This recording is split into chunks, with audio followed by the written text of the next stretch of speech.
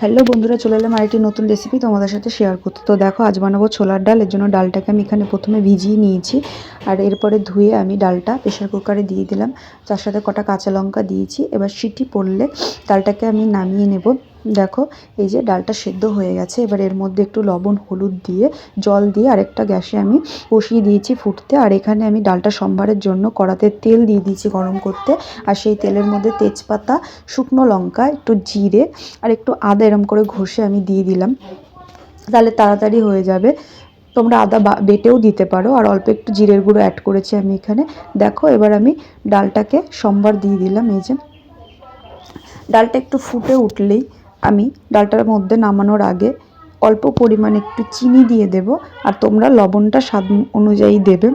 তো দেখো, এই যে ডালটা আমার রেডি হয়ে গেছে। ডালটা রুটি, লুচি, পরোটা সব কিছুর সাথেই খেতে পারো। ভিডিওটি ভালো লাগলে অবশ্যই লাইক, কমেন্ট, শেয়ার আর সাবস্ক্রাইব করো। বাই।